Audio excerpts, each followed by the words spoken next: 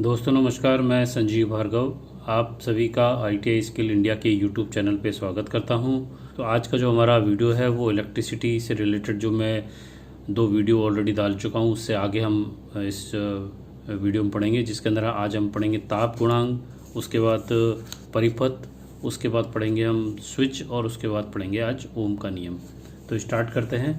पहला है हमारा आज का पॉइंट, ताप गुणांक। किसी पदार्थ का प्रतिरोध उसकी लंबाई, क्षेत्रफल और विशिष्ट प्रतिरोध के साथ साथ उसके चारों तरफ के तापमान, टेम्परेचर पर भी निर्भर करता है। अधिकांशतः धातुओं और मिश्र धातुओं के चालकों का प्रतिरोध तापमान वृद्धि के साथ साथ बढ़ता है, जबकि अधातुओं और अर्ध चालकों का प्रतिरोध दाब वृद्धि से घटता है। इस प्रकार किसी चालक पदार्थ के प्रतिरोध में 1 डिग्री सेंटीग्रेड तापमान की वृद्धि या कमी के कारण प्रतिरोध में वृद्धि या कमी उस पदार्थ का ताप गुणांक कहलाता है। यदि किसी चालक का प्रतिरोध 0 डिग्री सेंटीग्रेड तापमान पर R0 तथा T डिग्री सेंटीग्रेड पर प्रतिरोध RT हो तो RT बराबर होगा R0 ब्रैकेट में 1 प्लस अल्फा टी, RT बराबर होगा R0 प्लस R0 को जब हम अंदर गुणा करेंगे तो ये R0 हो जाएगा और यहाँ पे R0 का अल्फा टी से गुणा हो जाएगा, तो यहाँ R0 अल्फा टी आएगा। यहाँ पर अल्फा का जो मान है वो हमारा ताप गुणांक कहलाता है, इसलिए अल्फा का मान निकालने के लिए इस पूरी संख्या को हम इधर ले जाएंगे और RT को जब इधर लाएंगे तो ये RT माइनस R0 हो जाएगा। तो यहाँ R0 अल्फा टी बराबर RT माइनस R0 और अल्फा बराबर होगा RT माइनस R0 बटे R0 इंटू टी। तो यहाँ पर हमारा छोटा सा सूत्र है, ताप प्रसार गुणांक। ताप गुणांक जो है अल्फा बराबर होगा जो T डिग्री सेंटीग्रेड पर प्रतिरोध माइनस 0 डिग्री सेंटीग्रेड पर प्रतिरोध और बटे में 0 डिग्री सेंटीग्रेड पर प्रतिरोध गुणा टेम्परेचर में अंतर। इसका एक उदाहरण दे रखा है यहाँ पे। एक कॉइल का जो रेजिस्टेंस है वो 20 डिग्री सेंटीग्रेड पर 100 ओम है। इसका रेजिस्टेंस 40 डिग्री सेंटीग्रेड पर क्या होगा? 20 डिग्री सेंटीग्रेड पर रेजिस्टेंस का ताप प्रसार गुणांक अल्फा जो है 0.0039 प्रति डिग्री सेंटीग्रेड है। तो इसको देखते हैं किस तरह से सॉल्व किया जाएगा। इसके अंदर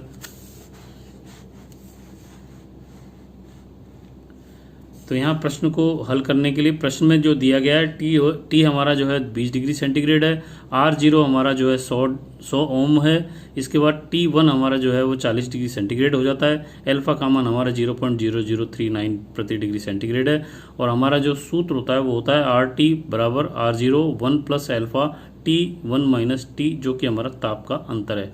तो यहाँ R0 का मान हम 100 रखेंगे, 1 प्लस अल्फा का मान 0.0039 रखेंगे, T1 का मान 40 रखेंगे, T का मान 20 रखेंगे। तो यहाँ हमारी वैल्यू आएगी 100 ब्रैकेट में 1 प्लस 0.0039 इंटू 20। इसको जब इससे गुणा करेंगे तो ये आएगी 0.780 और ये 100 जब इसके अंदर इसको जोड़ देंगे तो ये हो जाएगा 1.078। 100 को गुणा करेंगे तो ये आएगा 107.80 अल्फा ओम।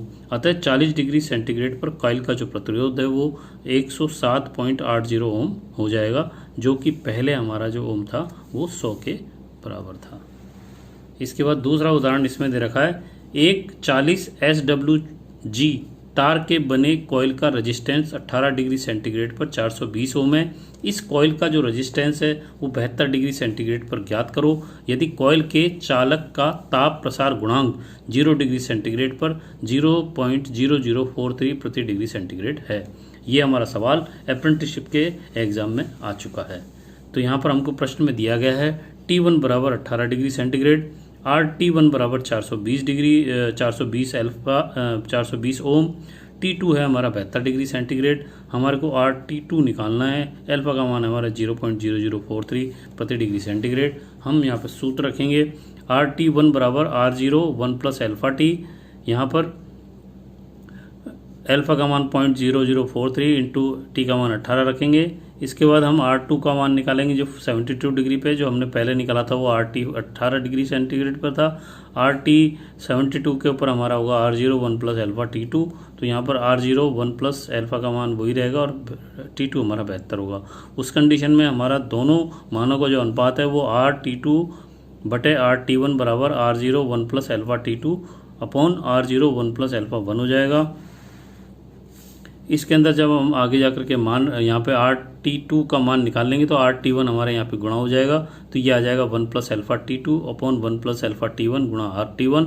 यहाँ पर जब सभी वैल्यूज रखेंगे तो हमारी ये वैल्यू आएंगी। यहाँ पे इनको जो आपस में गुणा करेंगे तो 1.3096 इंटू 420 बटे 1.0774 आएगा। जब हम इस ऊपर वाली संख्या में नीचे वाली संख्या का भाग देंगे तो ये वैल्यू आएगी 510.51 ओम। अतः 72 डिग्री सेंटीग्रेड पर प्रतिरोध का जो मान है वो 510.51 ओम के बराबर हो जाएगा। अगला उदाहरण, तांबे की एक कुंडली कॉइल का 20 डिग्री सेंटीग्रेड तापमान पर प्रतिरोध 450 ओम है। यदि इसका प्रतिरोध 70 डिग्री सेंटीग्रेड तापमान पर 539 हो जाता है तो तांबे का प्रसार गुणांक ज्ञात कीजिए। तो यहाँ पर प्रारंभिक तापमान हमारा T1 दे रखा है 20 डिग्री सेंटीग्रेड, प्रारंभिक तापमान पर प्रतिरोध RT1 जो दे रखा है वो 450 ओम दे रखा है, अंतिम तापमान हमारे को दे रखा है T2 बराबर 70 डिग्री सेंटीग्रेड। तो यहाँ पर प्रश्न में अंतिम तापमान पर प्रतिरोध का मान RT2 बराबर है 539 डिग्री ओम, माना ताप प्रसार गुणांक प्रसार गुणांक हमारा अल्फा होता है। अतः सूत्र बराबर है RT बराबर R01 plus alpha T. RT1 पे होगा हमारा R01 plus alpha T1, R2 पर होगा हमारा T2 टेम्परेचर पे होगा हमारा R01 प्लस अल्फा T2। दोनों का जब अनुपात निकालेंगे तो यहाँ हो जाएगा RT2 अपॉन RT1 बराबर R01 प्लस अल्फा T2 और नीचे आ जाएगा R01 प्लस अल्फा T1। इस कंडीशन में हम RT2 का मान 539, RT1 का मान 450, अल्फा का मान हमारे पास है नहीं तो T2 का मान 70 और यहाँ पर T1 का मान 20 रखेंगे और हम इसको ब्रज गुणा करेंगे तो ये वाली संख्या इससे गुणा हो जाएगी, ये वाली संख्या इससे गुणा हो जाएगी। तो यहाँ पर आएगा 539 1 प्लस 20 गुणा 20 अल्फा 1 प्लस 70 अल्फा। जब इसको हम अंदर गुणा करेंगे तो हमारी जो संख्याएं आएंगी उनको हम पक्षांतर करेंगे, अल्फा का मान एक तरफ ले जाएंगे और अंगगणित की संख्याएं इधर ले जाएंगे। तो यह होगा हमारा 10,780 अल्फा माइनस 31,500 अल्फा बराबर 450 माइनस 539। ये भी संख्या हमारी माइनस में आएगी और ये भी संख्या हमारी माइनस में आएगी। उस कंडीशन में अल्फा का मान जो है 89 अपॉन 20,720 आएगा और माइनस माइनस आपस में कट जाएंगे क्योंकि जब हम माइनस में माइनस का भाग देते हैं तो वो प्लस हो जाता है। तो जब 89 के अंदर 20,720 का भाग देंगे तो हमारी वैल्यू आती है 0.003272 डिग्री प्रति डिग्री सेंटीग्रेड। तो ये हमारा उत्तर हो जाएगा जो कि हमारा प्रसार गुणांक का मान होगा। इसके बाद जो हमारा अगला पॉइंट है इस वीडियो के अंदर वो है विद्युत परिपथ। ये बहुत इंपॉर्टेंट पॉइंट है, इसके अंदर आपके बहुत सारे सवाल भी आते हैं। मैं कोशिश करूंगा कि यहाँ पे आपको किस तरह के सवाल आते हैं उनको भी बताने का प्रयास करूंगा। विद्युत परिपथ, इलेक्ट्रिकल सर्किट। विद्युत धारा जिस मार्ग या साधन से अपना मार्ग पूरा करती है वह विद्युत परिपथ कहलाता है। तो हमारा ये क्वेश्चन हो गया कि विद्युत परिपथ किसे कहते हैं, तो उसका उत्तर होगा जिस मार्ग या साधन से वह विद्युत अपना परिपथ पूरा करती है उसको हम विद्युत परिपथ कहते हैं। किसी विद्युत परिपथ के अन्य घटक भी होते हैं जैसे विद्युत का स्रोत जिसको सोर्स ऑफ सप्लाई कहते हैं, जैसे बैटरी हो सकता है, जनरेटर हो सकता है आदि। सुरक्षा उपकरण जैसे सेफ्टी इंस्ट्रूमेंट जैसे फ्यूज, थर्मल रिले, एमसीवी इत्यादि। उसके बाद नियंत्रक उपकरण होते हैं, कंट्रोलिंग इंस्ट्रूमेंट होते हैं जैसे कि स्विच, सर्किट ब्रेकर इत्यादि। उसके बाद विद्युत उपकरण, विद्युत उपयोगी उपकरण जैसे हमारे इलेक्ट्रिक यूजिंग इंस्ट्रूमेंट जैसे बल्ब, ट्यूब, पंखा, heater, lathe machine, drilling machine, geyser, CNC machine इत्यादि। और उसके बाद होता है चालक युक्ति यानी कंडक्टिंग डिवाइस जैसे तार। विद्युत परिपथ हमारे 4 प्रकार के होते हैं। उसमें पहला होता है बंद परिपथ। वह परिपथ जिसमें विद्युत अपना मार्ग पूरा करती है बंद परिपथ। वह परिपथ जिसमें विद्युत अपना मार्ग पूरा करती है बंद पर सर्किट कहलाता है।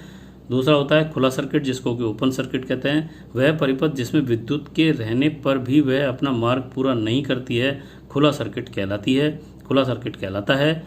तीसरा होता है हमारा शॉर्ट सर्किट। जब दोनों पॉजिटिव और नेगेटिव तार आपस में स्पर्श कर जाते हैं तथा स्विच ऑन करने पर परिपथ का फ्यूज उड़ जाता है तथा परिपथ में विच्छेद आ जाता है या हो जाता है तो वह सर्किट जो है शॉर्ट सर्किट कहलाता है। आमतौर पर हमने देखा है कि जब भी हम कहीं पे नंगे तार छोड़ देते हैं या कहीं पे कट लग जाता है या तार पुराने हो जाते हैं जिसके अंदर इंसुलेटर जो उसके ऊपर चढ़ा होता है वो ख़राब हो जाता है या गर्मी की वजह से वो पिघल के ख़राब हो जाता है तो वहाँ पर जो हमारे नेगेटिव और पॉजिटिव तार होते हैं वो आपस में बढ़ जाते हैं और उस वजह से वहाँ पर एक शॉर्ट सर्किट होता है। उस कंडीशन में वहाँ धमाका भी हो सकता है, आग भी लग सकती है और इसका बचाव करने के लिए हमारे को सर्किट के अंदर एमसीवी जरूर लगानी चाहिए या फ्यूज जरूर लगाना चाहिए। जैसे ही वहाँ पर सर्किट ब्रेक होगा या शॉर्ट सर्किट होगा तो वहाँ पर जो हमारा एमसीवी होती है ये फ्यूज है वो उड़ जाता है और एमसीवी उस परिपथ को वहाँ पे कट करके बंद कर देती है। तो वहाँ पर हमको इस चीज़ का ज़रूर ध्यान रखना चाहिए। और लास्ट होता है हमारा लीकेज सर्किट। वह परिपथ जिसमें बिना स्विच ऑन किए तथा बिना विद्युत को काम में लिए विद्युत धारा प्रवाहित होती रहती है। तो ऐसा जो सर्किट होता है जिसको लीकेज सर्किट कहते हैं। ये कई बार ऐसा होता है कि वो जो है किसी दीवार से अगर तार भिड़ जाता है और उसके अंदर विद्युत को काम लिए वगैरह भी आपके मीटर के अंदर रीडिंग आती रहती है, तो ऐसे सर्किट जो है वो लीकेज सर्किट कहलाता है और उसको तुरंत जल्दी से जल्दी ठीक कराना चाहिए। क्योंकि कई बार ऐसा देखा गया है कि घरों के अंदर जो पंखों के जो कनेक्शन होते हैं ऊपर, वहाँ पे दीवार के अंदर छत के ऊपर जो बॉक्स लगा होता है वो मेटल का लगा होता है, लोहे का लगा होता है, और वहाँ पे तार भिड़ने से जो आपको पता भी नहीं चलता है और आपकी रीडिंग जो अधिक से अधिक आती जाती रहती है और पता ही नहीं चलता, वहाँ पर लीकेज सर्किट होने की वजह से बहुत ज़्यादा बिजली का बिल आ जाता है। और जब जांच करते हैं तो वहाँ पता चलता है कि आपने जो तार वहाँ पे लगा रखे थे वो किसी वजह से वहाँ पे खुल गया है या वहाँ से इंसुलेशन हट गया है। इस वजह से वो तार जो है वो जो आपके छत की जो लोहे के सरियों से छत डाली गई है उससे भिड़ने की वजह से ऐसा कई बार ऐसा हो जाता है। तो वहाँ पर हमको ध्यान रखना चाहिए। इन चीज़ों से बहुत ज़्यादा वेस्टेज होता है बिजली का। अगला पॉइंट है हमारा स्विच। किसी परिपथ में विद्युत धारा के प्रवाह को रोकने या शुरू करने के लिए जो कंट्रोलर युक्ति काम में लगाई जाती है उसे स्विच कहते हैं। पृथक एम्पियर की मात्रा के अनुसार स्विचों का उपयोग किया जाता है। प्रकाश व पंखों के लिए 5 एम्पियर का स्विच का प्रयोग किया जाता है। इसी प्रकार 15 एम्पियर, 30 एम्पियर, 60 एम्पियर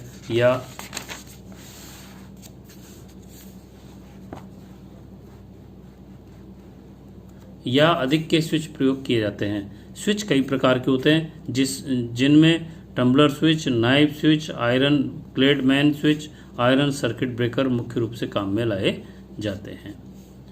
अगला पॉइंट है हमारा फ्यूज।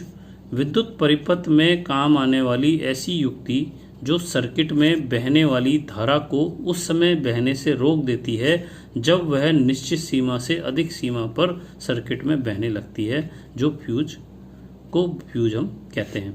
अधिक धारा बहने पर फ्यूज का तार पिघलकर टूट जाता है और फ्यूज से आगे का सारा परिपथ सुरक्षित बच जाता है। इससे उपकरण भी बच जाते हैं। वर्तमान युग में सभी इलेक्ट्रॉनिक्स और इलेक्ट्रिकल उपकरणों और मशीनों में भी फ्यूज का प्रयोग किया जाना लगा है। फ्यूज कई प्रकार के होते हैं। इसका पूरा नाम फ्यूज कटआउट होता है। वर्तमान में घरों, दफ्तरों, फैक्ट्रियों में फ्यूज के स्थान पर एमसीवी का प्रयोग ज़्यादा से ज़्यादा किया जाता है। इसके बाद जो सबसे इम्पोर्टेंट पॉइंट है इस चैप्टर का, ओम का नियम। ये इससे रिलेटेड हमारे बहुत सारे न्यूमेरिकल आते हैं, इससे रिलेटेड हमारे बहुत सारे सवाल आते हैं। तो इसको आपको बहुत ध्यान से समझना चाहिए क्योंकि इस पे आपके बहुत सारे सवाल भी आएंगे जो कि हम आगे करेंगे। तो ओम का नियम। वैज्ञानिक जीएस ओम ने डीसी धारा में विद्युत धारा, प्रतिरोध तथा वोल्टेज के बीच एक संबंध स्थापित किया जो ओम का नियम कहलाता है। इस नियम के अनुसार किसी बंद डीसी परिपथ में बहने वाली विद्युत धारा उस सर्किट में मौजूद विद्युत वाहक बल के समानुपाती होती है, जबकि तापमान व सभी भौतिक परिस्थितियां स्थिर होती हैं। ओम के नियम के अनुसार V समानुपाती I, V बराबर IR। जब यहाँ पे हम समानुपाती को हटाते हैं चिन्ह को तो यहाँ पर बराबर का चिन्ह आता है और उसके साथ में एक कांस्टेंट आता है जो यहाँ पर R है और ये एक नियतांक होता है जिसे को हम प्रतिरोध कहते हैं। यहाँ पर I जो हमारी विद्युत धारा है वो एम्पियर में होती है और V जहाँ हमारा विद्युत वाहक बल है जो कि वोल्ट में होता है। तो यहाँ सूत्र हो गया V = IR और I का मान अगर निकालना है तो V में अपन R का भाग दे देंगे और इसी तरह R का अगर मान निकालना है तो V में हम I का भाग देंगे तो हमारा R का मान आ जाएगा। इसके ऊपर कुछ उदाहरण दे रखे हैं जो हम देखते हैं कि इसके ऊपर बहुत सारे सवाल आते हैं एग्जाम में और लगभग हर एग्जाम में सवाल आ ही जाता है। तो इस चैप्टर को, इस सूत्र को हमेशा याद रखना है। यदि 80 ओम प्रतिरोध वाला एक लैंप 0.75 एम्पियर करंट लेता है तो इसे जलाने के लिए कितने वोल्ट की आवश्यकता होगी। तो प्रश्न में दिया गया है प्रतिरोध R बराबर 80 ओम और I बराबर 0.75 एम्पियर। तो V का मान निकाला जा रहा है। हम जानते हैं V बराबर होता है IR, I का मान 0.75, R का मान 80। जब इसको गुणा करेंगे तो आएगा 60 वोल्ट। अतः लैंप को जलाने के लिए हमें 60 वोल्ट की आवश्यकता होगी। अगला उदाहरण, 10 ओम के प्रतिरोध में से कितनी करंट बहेगी जबकि उसे 20 वोल्ट विभवांतर से जोड़ा गया है। ये भी हमारा सवाल एग्जाम में आ चुका है। प्रश्न में दिया गया R बराबर 10 ओम, विभवांतर V बराबर 20 वोल्ट, I बराबर हम जानते हैं V बराबर होता है IR, I बराबर होगा V/R, V का मान 20, R का मान 10, 20 में जब 10 का भाग देंगे तो 2 आएगा, तो ये हमारा धारा का मान होगा जो उस परिपथ में बहेगा। उदाहरण नंबर अगला उदाहरण, उस विद्युत हीटर का प्रतिरोध क्या होगा जो 230 वोल्ट पर 4.6 एम्पीयर धारा ग्रहण करता है। ये भी सवाल हमारा एग्जाम में आ चुका है, तो देखते हैं कि इसको किस तरह सॉल्व किया जाएगा। प्रश्न में दिया गया है वोल्टेज V बराबर 230 वोल्ट, धारा I बराबर 4.6 एम्पीयर, प्रतिरोध R का मान निकालना है। V बराबर होता है IR, R बराबर हो जाएगा V/I, V बराबर 203, I बराबर 4.6, 230 में जब 4.6 का भाग देंगे तो ये 50 ओम आएगा। इसको हम ओम को इस तरह हिंदी में लिख करके इस तरह से चिन्ह में भी लिख सकते हैं। अतः जो विद्युत हीटर के एलिमेंट का प्रतिरोध होगा वो 50 ओम का होगा। तो ये आज के वीडियो इतना ही। उसके बाद अगला जो वीडियो लाऊं, क्योंकि बड़े वीडियो बनाने से कोई फ़ायदा नहीं है, छोटे छोटे वीडियो से आपको समझ में भी आएगा और कम समय में आप उसको देख भी पाएंगे। इसीलिए अगर आपको मेरे पढ़ाने का तरीका अच्छा लगता है और समझ में आता है तो आप अपने इस वीडियो को लाइक करें और अपने दोस्तों को शेयर करें, जिससे कि आपको समय समय पर वीक वाइज वीडियोस मिलते रहेंगे, जिससे कि आपका कोर्स कंप्लीट हो जाएगा। मैं आपको वर्कशॉप कैलकुलेशन और इंजीनियरिंग ड्राइंग का पूरा कोर्स जो है इन वीडियो से बना करके आपको यहाँ समझाने का प्रयास करूँगा। तो आप मेरे चैनल पर आने के बाद वीडियो देखते रहें, और अगर आपके कोई नए साथी आए तो उनको भी आप मेरे चैनल का वीडियो लिंक शेयर करें, और पहली बार आने पर आप सब्सक्राइब करके बेल आइकन को क्लिक करें, जिससे कि आपको आने वाले नए वीडियो के नोटिफिकेशन समय पे प्राप्त होते रहेंगे, जिससे कि आपका ITI का कोर्स पूरा इन वीडियो से ही पूरा हो जाएगा। तो आज के लिए इतना ही। नमस्कार, धन्यवाद, जय हिंद, जय भारत।